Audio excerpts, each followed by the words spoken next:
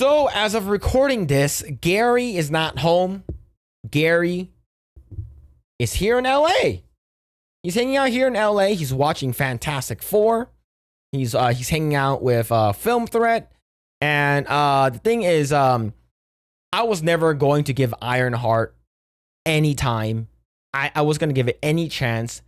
It's because it was in production hell for 3 years. And we all know that it was going to suck.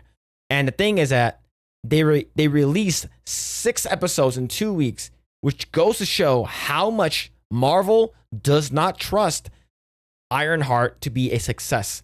And doesn't matter how much money they put in to have Robert Downey Jr. come in and talk with Riri Williams. I don't know the actor's name. Right, on the phone, it looks like they're FaceTiming each other. They did it twice too. I don't think that's going to do anything. Now, I'm going to check out Gary's review. This is from Nerdrotic. Ironheart reviewed the worst Marvel ever made. So, I have not seen worse Marvel shit, right? I have not seen Quantumania. I have not seen Love and Thunder. And I have not seen Eternals, the Eternals. So, I'm not sure how shitty it's going to be. But I heard that Ironheart was really, really bad. Really bad. So, let's check it out. It's always difficult to call out your friends, but, you know, I think it has to be done in this case because I don't know why everybody's being so hard on the Ironheart. Admittedly, it's a little longer than I Hey, that's the good one. That's the good Ironheart. thought it would be, and a little more spicy, but maybe it's going on Hulu. I think it was a bold choice to race swap Riri Williams to an Asian woman. I found it to be an extensive, deep, and Damn. All right, I need to actually take time to watch this Ironheart. I actually need to take time out of my busy schedule to go watch this Ironheart. She got them cake. She got them dumpies. She got the dump truck. exploratory character study of... Oh, 1 second. Sorry. Yeah. That's the wrong Ironheart. What? Yes, the Japanese porno. Maybe you should cut that out in editing. Nerdrotic.com. Friends, at time of recording, the All right, conversation that was the is wrong one. dominated by the divisiveness That was the wrong of one. the Superman film. And you know who the happiest people on Earth are? Well, they just so happen to be from the happiest place on Earth, Disney Marvel, because it made everyone forget about the strategically dumped Ironheart, which, unsurprisingly enough, turned out to be an unpopular show based on an unpopular character from an unpopular comic. No one, when I first saw Ironheart's design, I'm like, who asked for this? Who asked for this garbage? This is crazy. Who will want to watch Black Iron Man? We already had it. It's called War Machine, and War Machine is cool. No. Do you know why? It's because we need to make it more diverse. Okay. So what can be more diverse than a Black Iron Man? A Black woman Iron Man. And how does the Black Iron Woman Iron Man gets the suit, the technology to make her suit? Oh, she steals it from Stark Industries. Yeah, and that's the role model that Marvel wants to put out for little girls? I don't think so. Okay? And the fact that you could have made her, I guess, make her own. No, she can't make her own because she's technically not smart enough to make her own. It's because Tony Stark made his reactor core in a cave with a box of scraps. Versus Riri Williams says, oh, when I grow up, I'm going to be better than Iron Man. And then she goes inside his building, sneaks inside, and steals the technology. Yeah, that's the role model we want for little kids. If you can't make it, steal it. Yeah. Iconic. But if you were somehow under the impression that X, Twitter, or TikTok or Instagram are actually the real world, you might think differently. The most hilarious part wasn't the Disney shills because they're going to do what they're going to do. It was Disney Marvel trying to convince other human beings that they actually believed in Ironheart. That's cringe. Marvel didn't even believe in this show. Okay? This thing was delayed 3 years. They didn't even believe in themselves to begin with. They didn't believe in Ironheart, and of course they preemptively come out and say, if you don't like Ironheart, you are racist, you are sexist, you just hate black people. It's like, no, we just hate terrible writing. We hate terrible writing with garbage editing. We hate the fucking main character because everything that she got, she didn't really earn that shit. And that's fucking stupid. All right? You say preemptively coming out and calling everyone that. You know what? We're gonna hate your shit even more just because of that. It's all been leading to this. Isn't that exciting? As a true Marvel fan, I'm very excited, locked in, laser focused. This is the real deep dive into who she is. Dominic Thorne, I have seen all of the first 3 episodes of Ironheart. I love it. We have so much to discuss. Ironheart, such a great character. I guarantee you they paid Robert Downey Jr. $10 million just for that. Short, Iron Man loves Ironheart. That's so crazy. Cringe. And by gum, it almost worked. The Rotten Tomatoes critic score is a certified fresh 77%. But if you go to the top critics, it's 60%. If you go to Metacritic, it's 57%. If you go to Ooh. User score 3.7. IMDb 4.4. Ooh, that's not good, is it? Oh, that's not good. I don't feel so well, Mr. Stark. IMDb, it's 4.4 out of 10, which is all still too high. And the Rotten Tomatoes audience score is all over the place. And no, you can't trust it for film since the debacle of Captain Marvel back in 2019, and now you have to jump through flaming hoops, but you don't have to do that with TV, which makes it more susceptible to review bombing both ways, which still makes it slightly more credible, but maybe not. Before Ironheart premiered, it was at 32%, which also, her suit, over-designed, overworked, too fucking bulky. Her suit should have looked like Pepper Potts. It should look like Rescue Potts, the purple Iron Potts outfit from Endgame. It should have looked like that. A little sleek, a little more slender design, a little cooler. Her design, very bulky, it's not attractive. It's not cool, especially coming from you being a female in a fucking bulky ass suit. Looks very, very off. And it's like, do you not have any like good designs?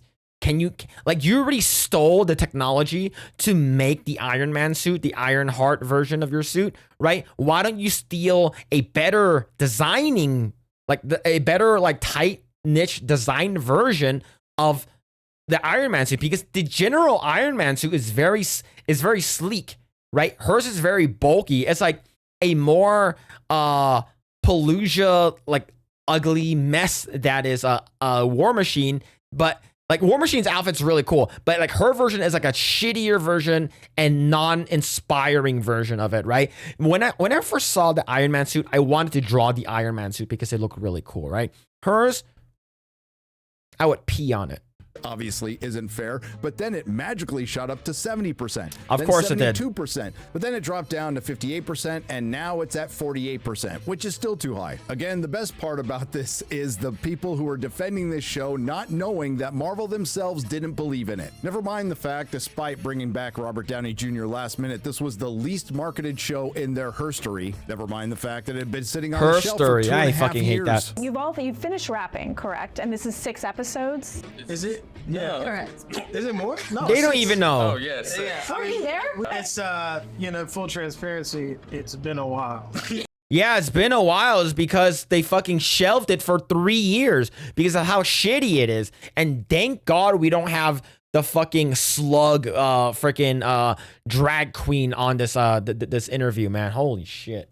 There's already so many dicks.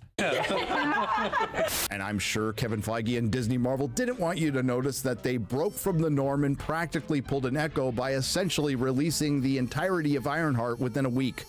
And when they do that, when they release the entire thing within like a week of each other, you know that show is gonna suck. Marvel released a new Fantastic Four trailer on the day they released Ironheart, and the 3-episode finale was dropped just a mere 8 days before the Superman fan screening. But the best bit was, I know something you don't know. thanks to this wonderful gig I have, due to your support, I get to talk to people around Hollywood, directors, producers, executives, people who work in and around Universal, in and around Warner Brothers, and in and around Disney Marvel. As with a lot of other content creators in this space, and I don't do the sources thing in my videos because that's not what I do, but in this case, I'll read you one because it's funny from somebody who works in or around Disney Marvel, and I quote, Ironheart, and I say this wholeheartedly, Here we go. is the worst thing we've ever put out. This person continues, they re-edited the show about 10 times. It was insanity. So let's get into the most ill-conceived notion,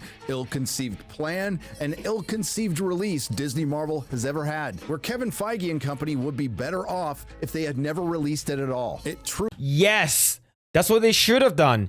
Shelved it and put it away because nobody actually cares about this character.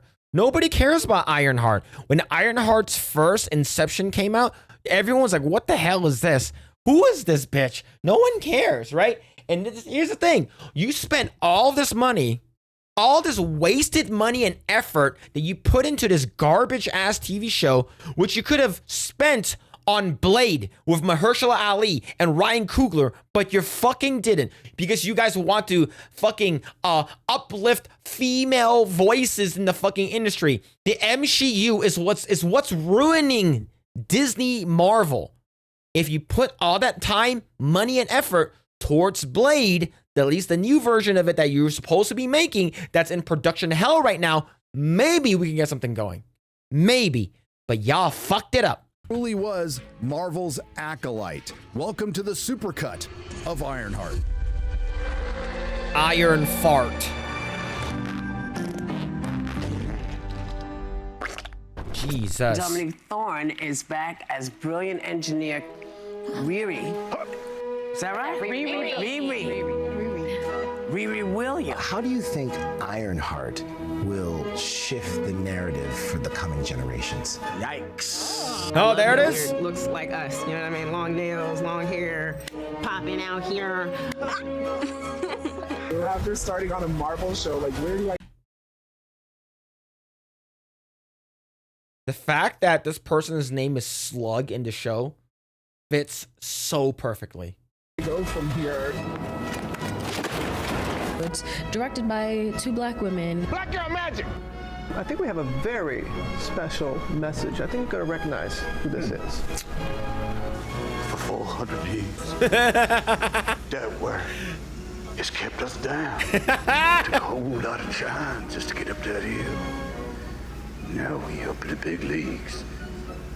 Getting on turn back. How does that make you feel that one of the original Avengers saying that? Loves Iron Man too. Oh my Get on the God. bandwagon. It's here.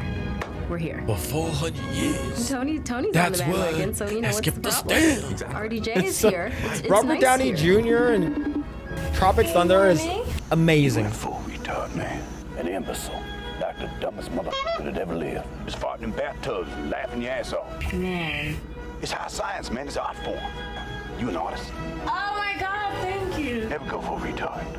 I've put this off long enough. Let's talk about Ironheart. Now, credit where credit is due, a show that clearly knows it's one and done, doesn't waste any time, and alienates the audience right off the bat, because this is how it starts. Here we go, okay. Just to let you know, your girl finna be bigger than Jobs. Right. Bigger than Gates. Right. Bigger than Pim. Right. I fucking hate that. Oh, I'm gonna just because I'm a woman, I'm gonna be better than everybody. When I come in, you finna recognize I'm gonna be better than I'm bigger than all y'all. All right, you know, you talk about me. I'm a black woman. You know, I gonna be better than Gates, y'all. I'm be better than Stock, y'all, and Pim combined, y'all, because I steal shit, y'all. I'm fucking tired of these people. Bigger than Stark. Yeah. Come on. No. The only thing your girl finna be is as big of a failure as the Marvels. But to be fair, she could potentially... Fucking metal detector chirp. What the Actually be as man. big of a villain as Bill Gates. Now, if that wasn't bad enough, Riri's friend Natalie says this. What do you want? More than anything. A knife with thorn his hammer. And his hammer? Well, I guess that's on brand for Disney. You flipped too hard, damn it! Anyway, most of the first episode is dedicated to getting to know Riri Williams, and I gotta say up front, she is the definition of grace and humility. I'm here because I can be the greatest inventor of my generation.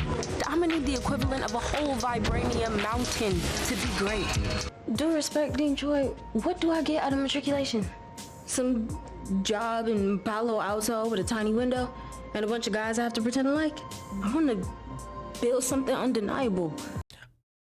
Yo, I finna gonna be stealing shit, y'all, because, you know, my black ass, you know, ain't gonna wanna work for that shit. Ain't no gonna be happening. Finna gonna, y'all, finna, you know, I finna gonna lift up my boots with the straps and shit like that, y'all. I'm gonna be Iron Man, y'all.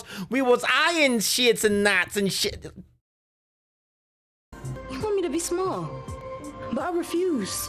Now, it's here where she gets called out on her and it's also an unintentional description of the show. That's a hot pile of garbage. But then it's right back to it. You, Riri Williams, are making an iron suit. People are obsessed with them. I could build 1,000 other things, and no one would care. But if I could build one of them, better than everyone else, people got no choice but to respect me. And it wouldn't be Disney Marvel if they weren't taking a shot at the legacy character that she was supposed to be replacing. I need cash, money.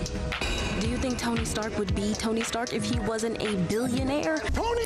Yes, he would have. Is because, like the scene that's gonna show up, he built his suit in the cave with a box of fucking scraps. He didn't. He built the Mark 1 in fucking Afghanistan with fucking Durker Muhammad jihads. It's like I feel like people that are working at Marvel don't watch their old stuff and they don't care because they think that they could be better because of narcissism.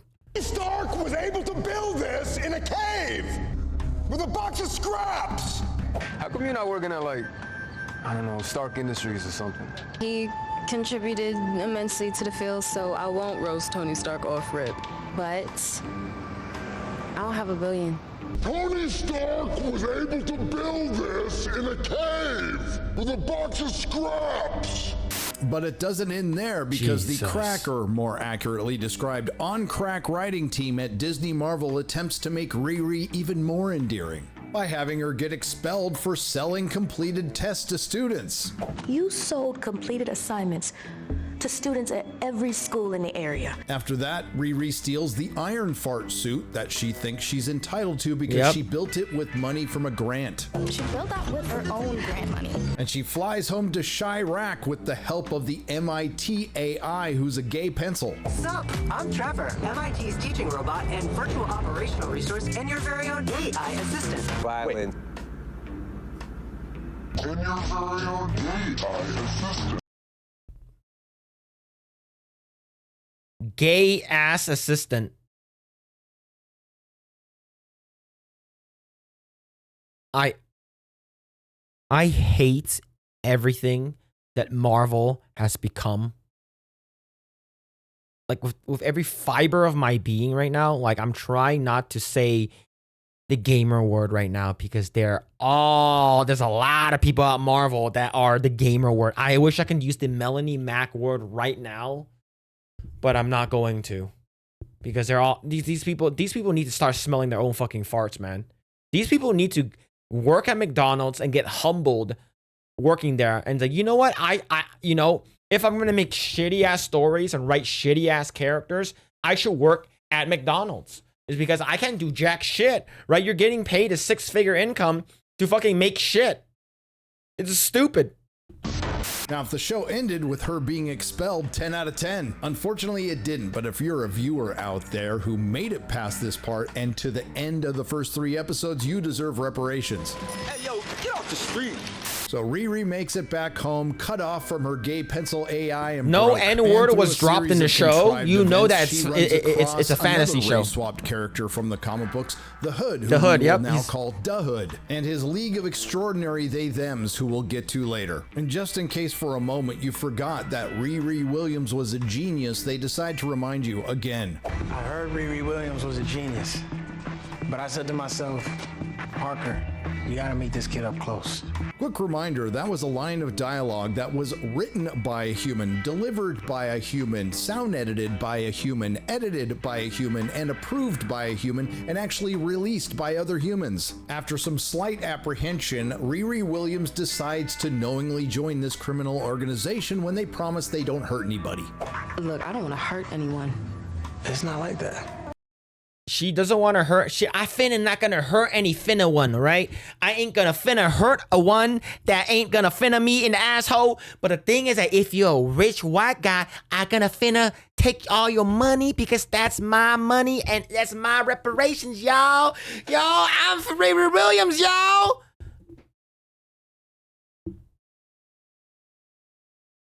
Remember, this show is about basically taking money from rich people and giving it to the poor people, and her being an entitled black girl.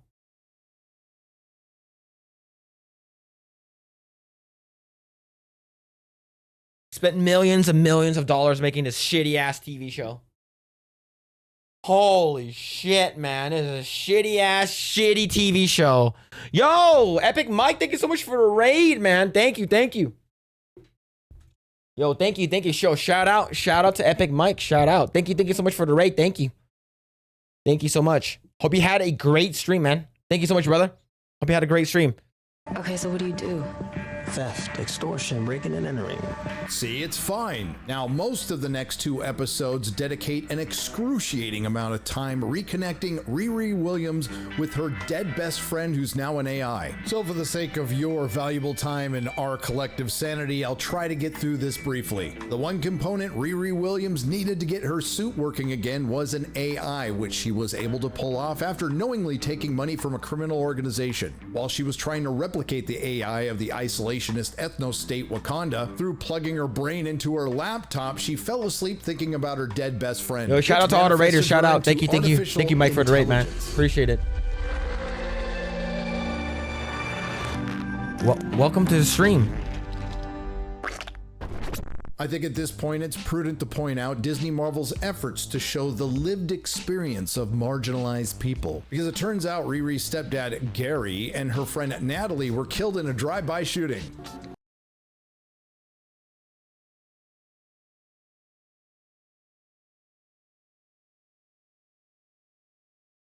They could have died from natural causes, cancer.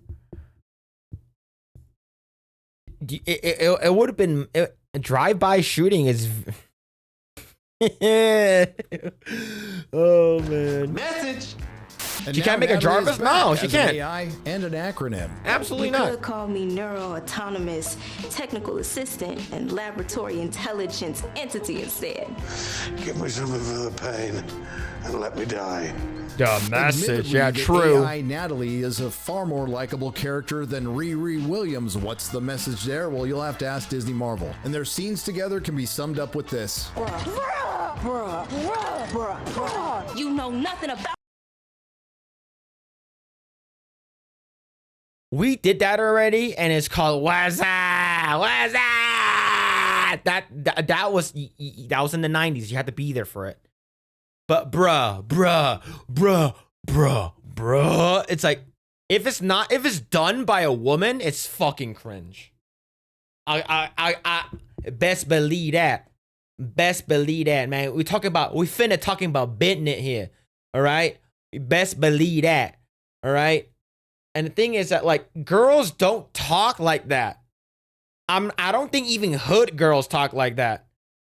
It's they're trying, like Disney is trying so hard to like get the young black crowd into watching this, and a lot of them comes like, yo, we don't behave like that shit.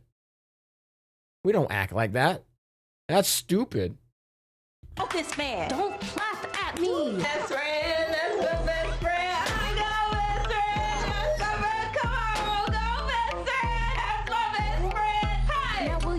braid the suit?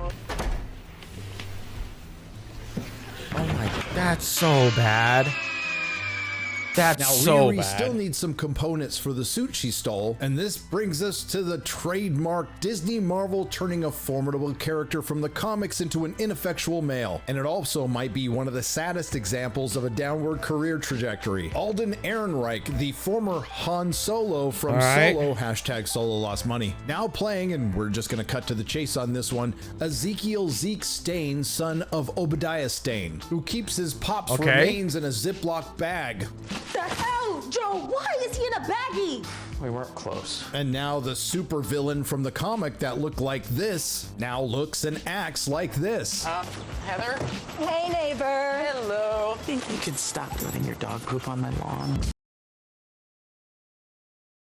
It's funny that like they will always take the cool white dudes and emasculate them to being little bitches and little pussies to uplift like a minority or diversity voices, like a black person, in this case in point, a black girl or a gay person or a trans person, right? They always need to take down the white guy just a little bit, is because how do you show that the black or I guess you would say diversity hires are badasses if you don't take the the white guys down a peg?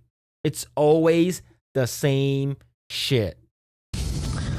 Are you crying? Sorry, sometimes it just happens. See, making him a pussy.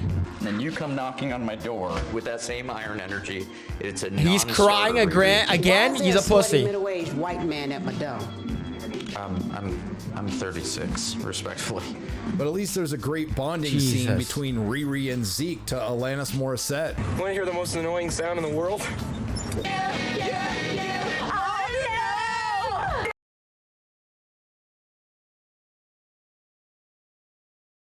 Why, out of all the songs they could have picked, they pick Alanis Morissette?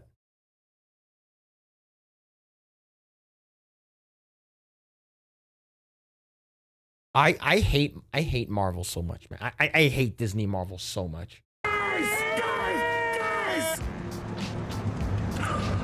Now, I'm skipping past a couple of characters because they're too boring to mention, but the cast is rounded out with DeHood's gang, the Groom Patrol. And most of them are based on characters from the comics that are changed just a little bit. There's Cousin John, who's John King. He doesn't look like his last name is King, but you never know. Then there's the Blood It's not John King, it's Juan King. It's Juan King. Which Juan? Don't matter, ese. We're talking about Juan King here. Juan King is going to be the Juan King of the gang. You know? No cap, yo. Vatos locos. No mames, way.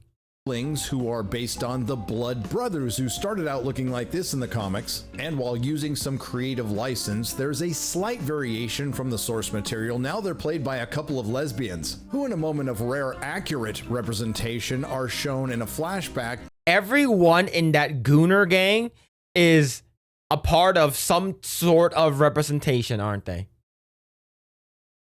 Beating the hell out of each other. But let's keep in mind this is Disney Marvel, and of course they're the muscle, and they beat the hell out of every dude in the first three episodes. Then there's Clown, which is an appropriate name for a character in this show. Oh, and Eric Andre is in this for some reason, and I guess his career has seen better days, playing Rampage. Again, just a minor tweak from the comic books. Minor, just a little bit. His character arc is best summed up by my good friend Az's meme. And last but definitely not least, there's Shea Coulee's Slug, who looks like this.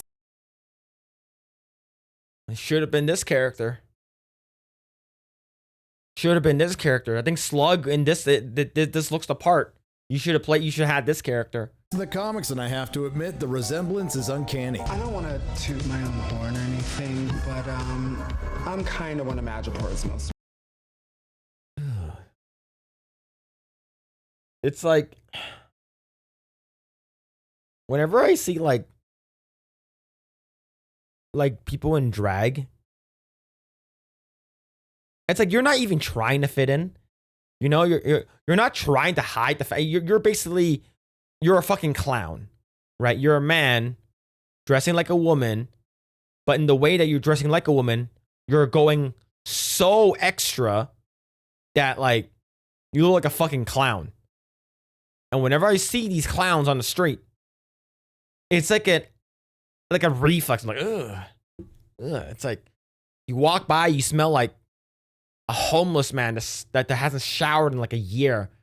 Piss and fucking sorrow. You're like, ugh. What's that smell? And I'm not talking about Indian people either. And for the 5s and 10s of people who actually watch this show, you may be surprised to find out that this is his first acting gig. Of course. By yours truly. Old meets new on steroids. Wait a minute. I lost comms with Riri. Roll call. You there? Hello? So after Da Hood and the Merry Suicide Squad pull off a series of capers robbing the rich, which is best described by Robin Da Epic Hood Mike on Twitter, all the action in the first 3 episodes of Ironheart are it's Epic Mike. Whoa, shout out Epic Mike. Let's go. poor disenfranchised innocent criminal gang beating up and shooting working class security guards, but they all work for billionaires, so it's justified. But what the Social Justice League doesn't know is that's great. That's awesome. Social Justice League. You know, the character that everyone thought was going to be in WandaVision until they found out that showrunner Jack Schaefer had never heard of him. Well, now they're going to waste him in this show. Mephisto's such a cool bad guy, and Mephisto's like he's Blackheart's dad. And basically, like, Blackheart is like one of the main villains for Ghost Rider. It's like he's such a badass character, and he's all about contracts, right?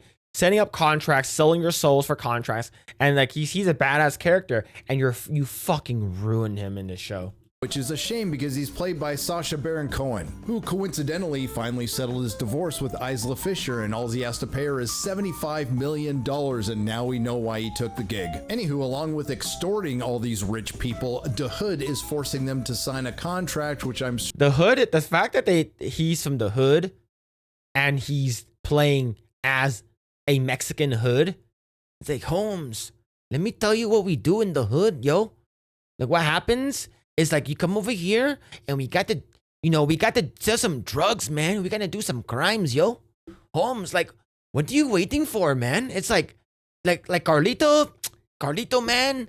We gotta step it up, man. This is like a turf war and shit, essay. It's sure has something to do with their soul. You know, the thing that will be slowly draining out of anybody who's not a seasoned pro watching this. And to save what's left of mine, let's get this over with. Oh my, this is so bad. Oh my god. That's three. We're 3 episodes After in. The super intelligent AI Natalie susses out eloquently that the Hood is sketchy. I sense some crazy energy radiating off Parker. I don't know what it is, but it ain't from around here. I think Parker is wrapped up in some sketchy shit. I don't know what gave it away, possibly all the robbery, extortion, and attempted murder. The super genius Riri Williams comes up with an unnecessarily overcomplicated... For a person who's one of the smartest women in like MCU in terms of like how they're portraying it, she's fucking retarded.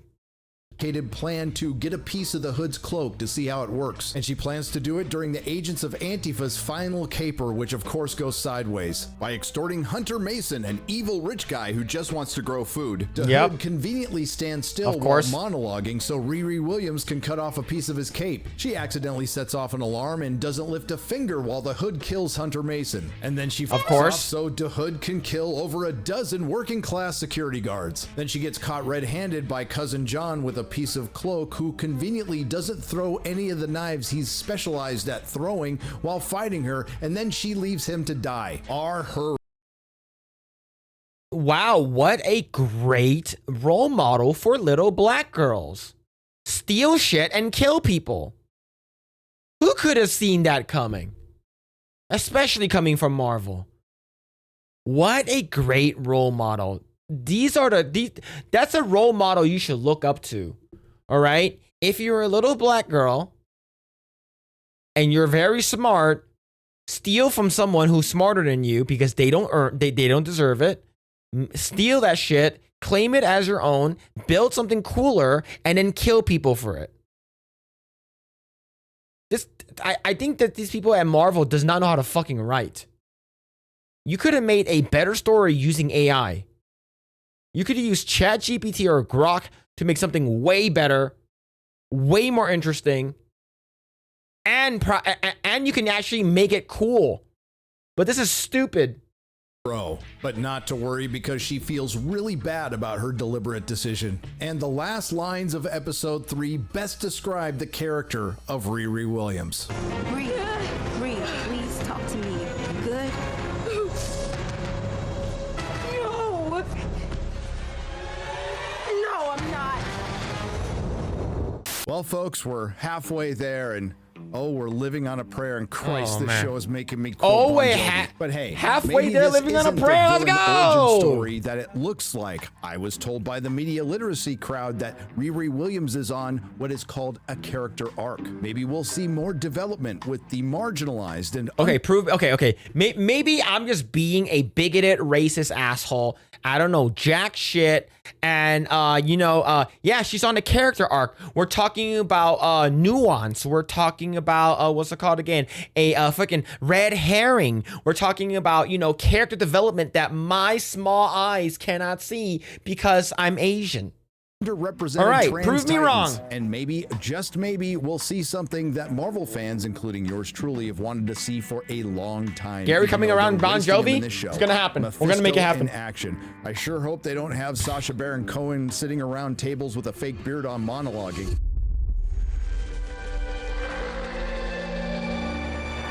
Ironheart. Previously on Ironheart. I don't know what Gary would think of the suit. Let's go! I need cash. Money. Do you think Tony Stark would be Tony Stark if he wasn't a billionaire? I need cash. Money. Do you think Tony Stark would be Tony Stark if he wasn't a billionaire? Billionaire? I don't want to toot my own horn or anything, but I'm kind of one of Madripoor's most wanted. So gross. That's nasty. Is that Mephisto? Oh, that's the hood. Oh, yeah. That's the hood, Holmes. Because you only seeing money. You're going to get caught. Riri? Good? No, I'm not. All right. Boring. We already knew that. So after wasting the opportunity of being invited to an internship. Oh yeah, she was in Wakanda. I forgot about that, right? See, the thing is, I heard that movie sucked dick, so I didn't watch it.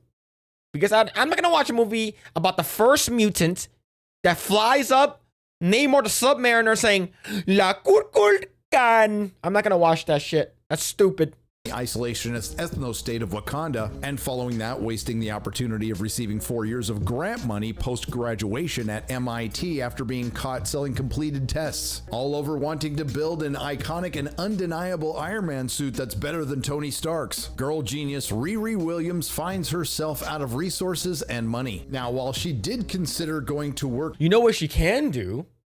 She can steal it. She already have her the Gooner gang. They steal shit. They kill people already. Just steal it. And what you can say is, that's my reparation. I deserve that. Right? It's from the white man. The white man is taking on the money. For a corporation so big, you should give it to the black person. When she stole you should give it to me, Riri Williams. A lab so massive they don't notice if I finesse a resource here or there. The greatest mind of a generation that's smarter than Hank Pym, Tony Stark, and Reed Richards combined does not decide to sell the patents for the tech or the tech itself to corporations for potential millions, hundreds of millions, or hell, billions. Riri Williams decides to forge ahead and make thousands by joining a criminal organization. The smartest person, potentially even smarter than Reed Richards. I'm just gonna join the gang, y'all. Because, I need to make it out of the hood. Instead of, being smart with my big brain, I finna join a gang, y'all. We finna gonna join a gang, y'all, and we gonna be rich, bitch. I'm rich, bitch.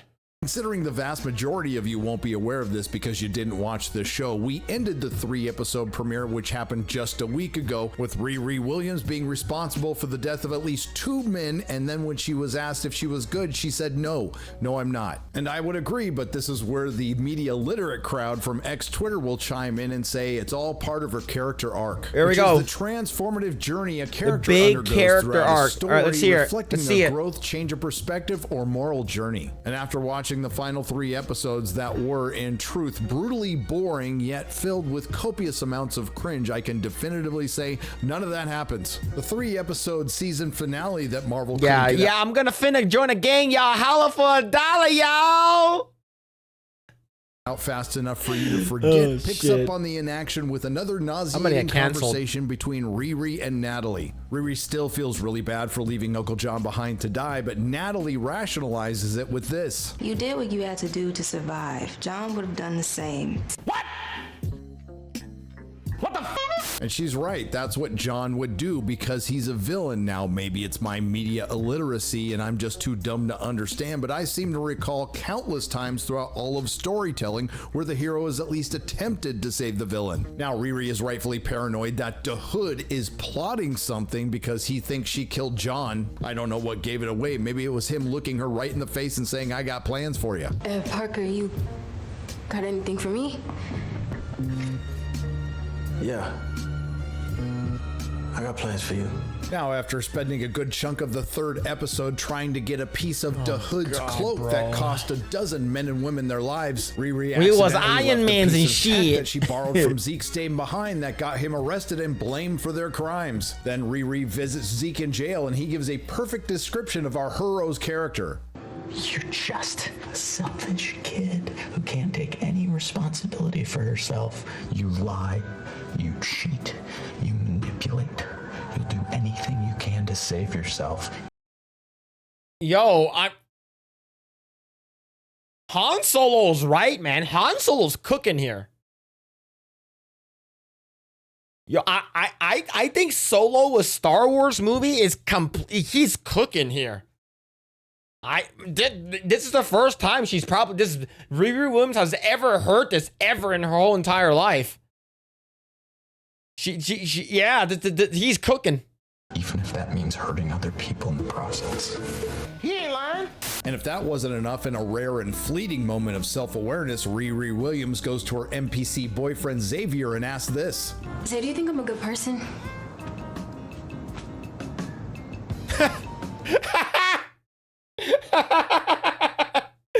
Yo, you took too long to answer, man. It's over. It's over. It's done. Never mind. I like where they're going with this. It might have led to some character development. Unfortunately, it leads to some intersectional postmodern gobbledygook. Good, bad, the words don't really mean anything. It's all depending on who's labeling you. No offense, but it sounds like some fucking commie gobbledygook. But wait! There's more! You're like... Spock. Spock. Spock's name. So Spock. So Star Trek is in the MCU now? They know. What? What? As with all fanfiction, this series is filled with a nauseating amount of boring, inane conversations between Riri and her mom, Riri and Natalie, and Riri and Xavier, all in some desperate hope to get the audience to like the insufferable, unlikable character, with the added bonus of an excessive amount of dramatic pauses to pad time for watch minutes. And if you cut all that out, because it's completely pointless in these final 3 episodes, you have about 15 minutes, and I use the term loosely, of substance. Really? Anywho, Riri needs to find the source of power for that piece of the hood that she has, so she and her mom go to a sweet book and magic shop, which just so happens to be run by her crystal hippie friend. And in Disney Marvel's continued efforts to show the lived experience of marginalized people, we find out the crystal hippie mom is a sorceress who trained in Kamara Taj, where Doctor Strange trained. She got knocked up. What a coincidence! It just so happens this crystal bitch trained with the same people with Doctor Strange. What?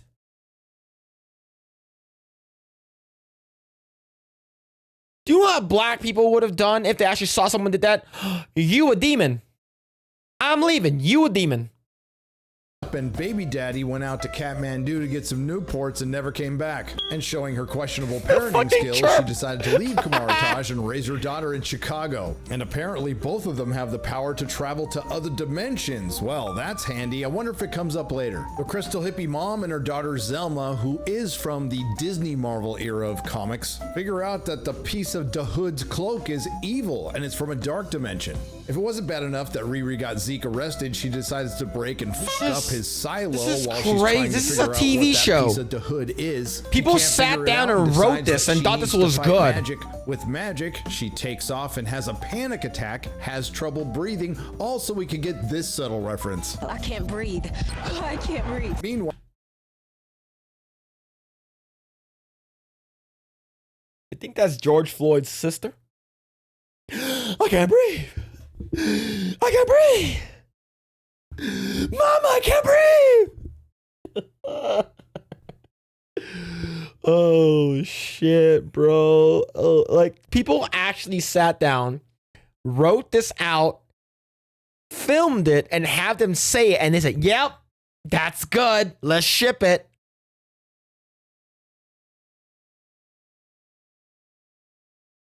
While the Hood breaks Zeke Stain out of jail and ironically has the drag queen transition him into a supervillain, which means Ironheart now has 3 supervillain origin stories. Hell, they should have called this Bring On the Bad Guys. Then the Hood orders the Trans Titans to kill Riri, and quite frankly, I'm rooting for them. What castle? We should call it Black Castle. After what feels like the 50th spat between Natalie and Riri, the acronym AI Bestie takes off and gets abducted by the drag queen and put into a van. Meanwhile, over at the White Castle, Riri is meeting with Zelma discussing the possible connections between the Hood and Dormammu. It's Dormammu. I know. Some people say Dormammu, I say Dormammu. Deal with it. And stop me if you've heard this one before. A male presenting non-binary female and a lesbian walk into a White Castle and get violent. Hell, the only thing missing was a restraining order and a U-Haul. Anyway. Why are... Like, Disney is... This is Disney at its finest, chat. This is Disney... thinking that, man, we are writing fire right now. We're spitting fucking lava. Look how good we're fucking. The stuff we're writing is straight up gas. Let's go. They need to be humbled, and they all need to lose their jobs and work at McDonald's. Not KFC. See, that would have been better if they're at KFC, Raising Cane's, Popeyes, Church's Chicken, whatever it is, even Jollibee. Come on, no, you know what? No, Jollibee's too far, right? I need to, do not sully the name, the good name that is Jollibee, okay? They should have gone to Popeyes. Once again, in Disney Marvel's continuous efforts, they thought that this was good writing. And this show is the wild lived experience of marginalized people. I present to you women of color throwing down in a fast food restaurant. Girls fighting in a restaurant.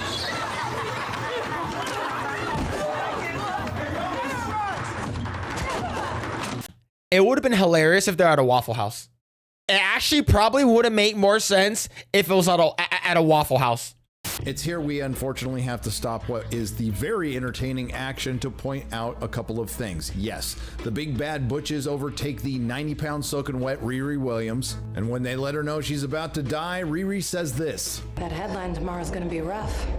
Girl genius dies. My death will make the news. Well, damn, that was dark. But then Riri traps them when they step on one of her watches that has a bubble force field in it, which was the same watch that she gave to Xavier that he gave back to her, and she gave another to a mother, and this brings something to mind. And I'm just spitballing here, but maybe Riri Williams could have sold the patent for this technology or the useful technology itself to, say, a corporation for smartest person alive, millions of dollars, or even billions of smartest dollars. Person alive, by the way. Joining a criminal organization to make thousands of dollars. Anywho, now that the Indigo Girls are trapped in a force field bubble, it's back to the woman of color on woman of color action in a fast food establishment.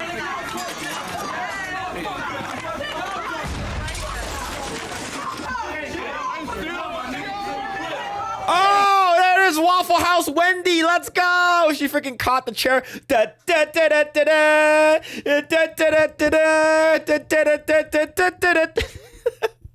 Waffle House Wendy, what a legend. What a fucking legend. Meanwhile, Natalie and Riri's suit are able to escape the Slug, reconnect with Riri in the most hilarious scene in the series. I got eyes on her. That's so cringe. It's like I know we've seen this so many times now. I remember rewatching Fantastic Four with the Geeks and Gamers crew on Locals, and I remember like they did this so many times. I think like Ben Grimm did it as The Thing and stuff like that. It's like, can you find something else like cooler to do? You have an Iron Man style suit, right? Like you could have done something way cooler, but you know, I guess if it works, you know, why change it? I guess, but still, like I thought that would be more creative instead of, I guess you were stealing from, you know, past things that are successful because of nostalgia or whatever.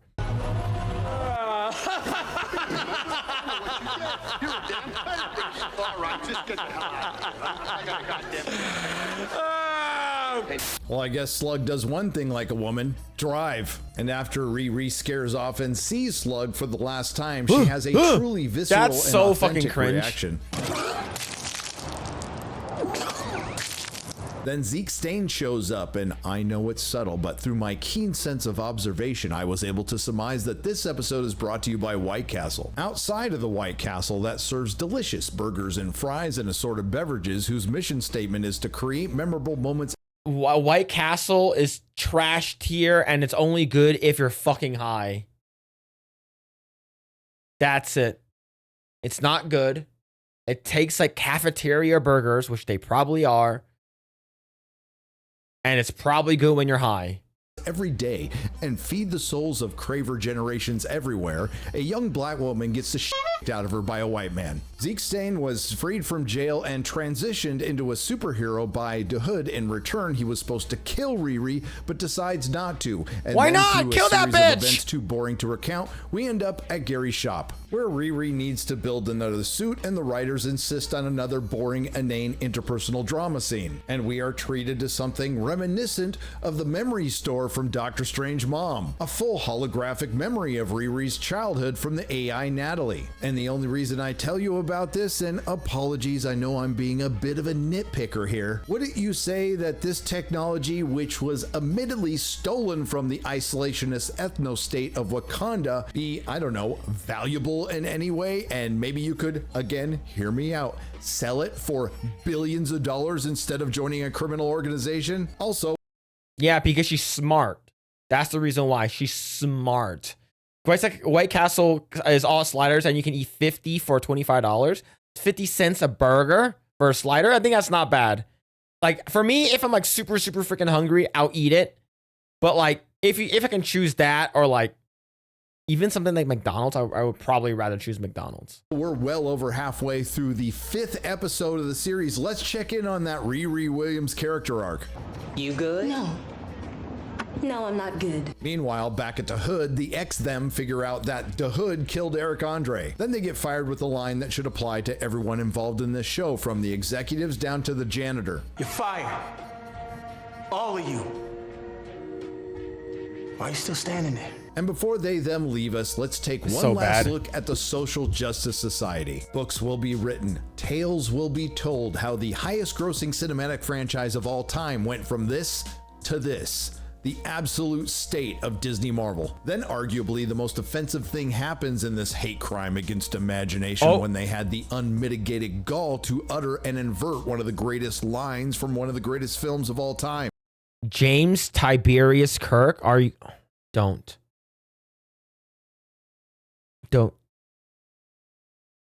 Hey, black people. Reporting for duty, Captain. My friend. I can only say this. Of all the souls I've encountered on my travels, hers was the most human. Oh, come on! Shut up. Oh my. Oh my god! I thought all the hate that I have for Disney Marvel right now has already peaked, but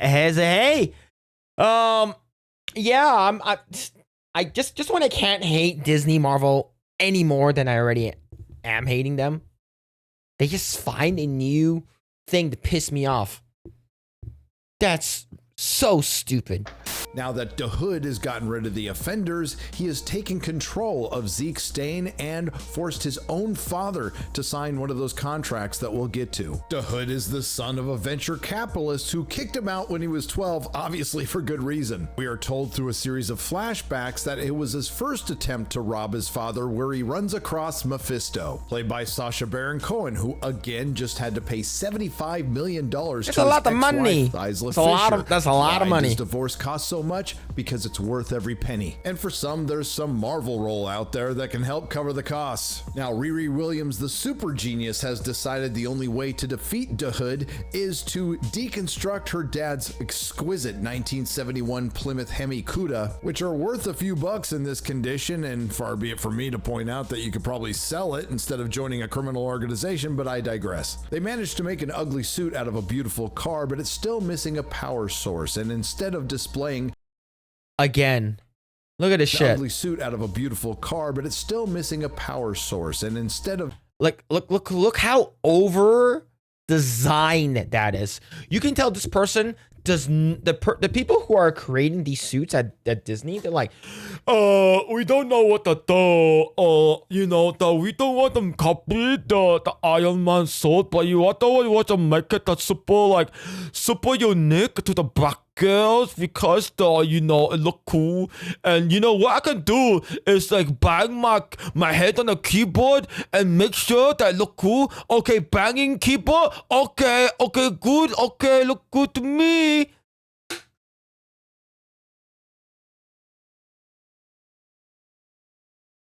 How about you guys are already stealing a bunch of shit. Might as well just steal Pepper Potts outfit idea and make it different. Make it red and silver or something red and black. You could have made it really, really cool. But you're over designing this suit for a tiny, tiny ass girl. Displaying it's stupid. Riri Williams' once-in-a-generation intellect, they just fix it with magic. This probably has a lot to do with unintelligent writers being unable to write intelligent people, and never mind the fact that it completely undercuts what there is of Riri Williams' story, but if it gets it over quicker, I'm for it. And it turns out the magic comes at a cost. It wipes out the Natalie AI, and I see this as a win-win.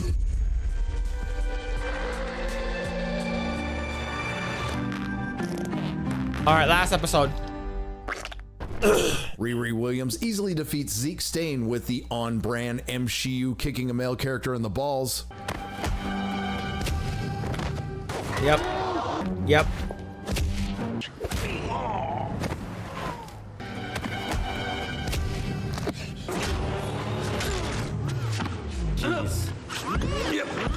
Clean glow. And right after the Hood speaks some truth. You were so sure that you were one of the good ones. But now look at you. You have your fancy suit, but you're not gonna use it to stop a speeding train or save a city from an asteroid. No, you just want this power for yourself. Selfish. She's selfish, bitch. She gonna do nothing with that suit. Yeah, like he is correct. You could go out there and save people. You can, with her suit, she can potentially stop wars in the Middle East.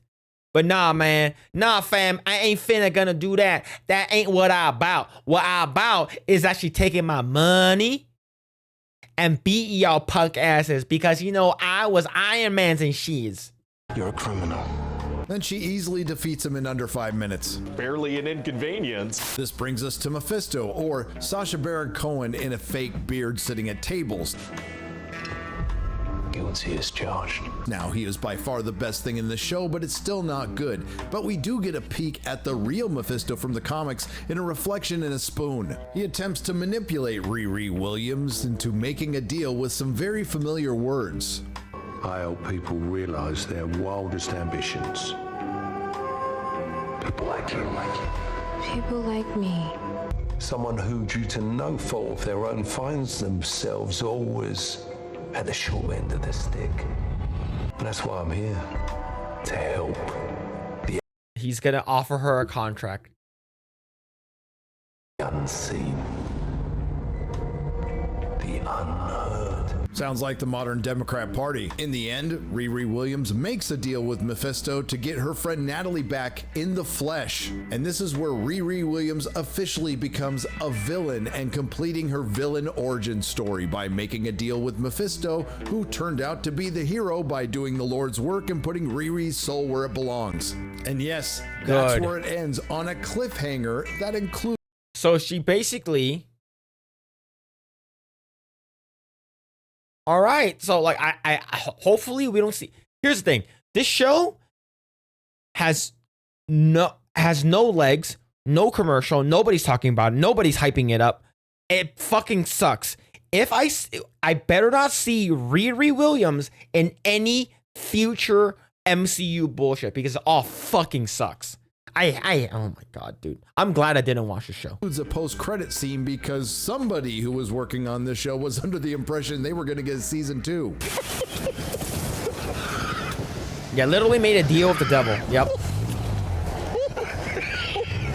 Racism and Marvel's Ironheart.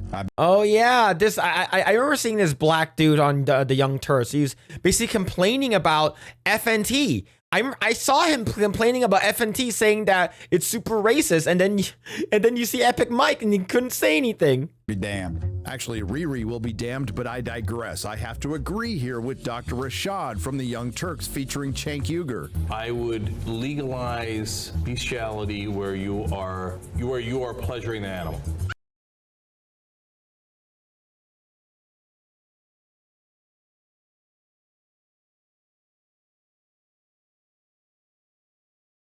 He actually said that? Bro. Oh no. Oh man, that's wild.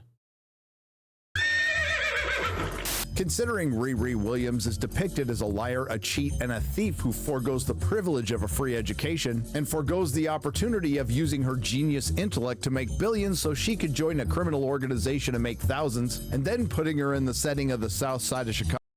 That's where he gets the ethically sourced horse semen. Yeah, Hassan Piker's uncle is a horse semen guzzler. Is fucking that. I didn't think that was gonna happen this year, man. Which is totally not known for its high murder rate, and having her stepfather and her best friend get killed in a drive-by shooting. This is absolutely the most racist thing Marvel has ever made, despite the fact that Ironheart was produced, written, and directed by marginalized people. Ryan Coogler is a producer because Zinzi Coogler is a producer because Chinaka Hodge is a black woman.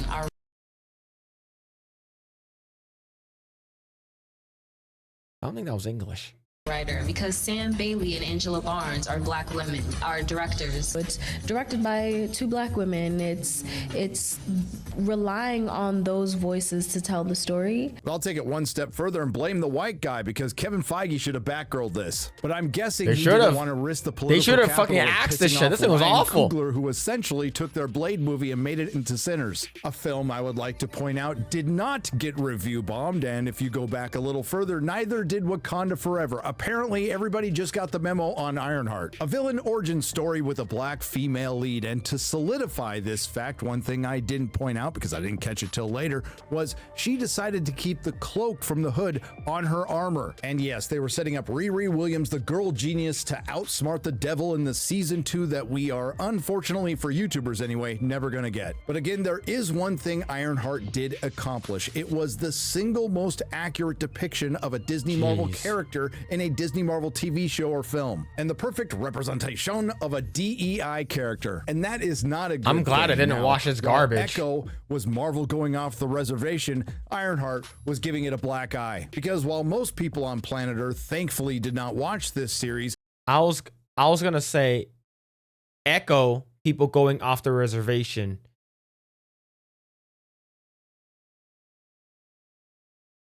And this one, they're going off the plantation. A great many of them heard about it. So despite Disney Marvel trying to bury this show, the damage is done. And as far as successes go in 2025, Disney Marvel is 0 for 4, and we all know what's up next. And the only question left is Ironheart as bad as Echo, Secret Invasion, or the Marvels? While Secret Invasion was absolutely awful, you can understand conceptually why they would go ahead with the series featuring the Skrulls and Nick Fury. While I despised Captain Marvel, you could understand why they would make a sequel to an inexplicable billion-dollar film. I would say its closest comrade is Echo, but at least that was based on a character that people at least liked in the comic books, and it was going to feature Daredevil and Kingpin. Of course, those all turned out to be It's yeah, Echo fucking sucked too, man. It was bad is because like there's a lot of things bad about it, but I think that Ironheart might be their worst one. But at least conceptually, you could understand why they made them. Ironheart should have never happened. So an argument can be made that it's the worst Disney Marvel ever made. And that leads to a final question as I let you go. How do you expect Kevin Feige, the man who helped build the MCU and then helped create all of its problems, to turn around and fix them? Nerdrotic.com. He doesn't. He just continue moving on. Let's not worry about the past. It's already said and done. Let's continue moving on to the future. I think that's what's gonna happen. Jeez. If you like what you heard, please like, share, and subscribe. If you didn't like what you heard, I thank you for listening this long. I will see you in the next video. Man.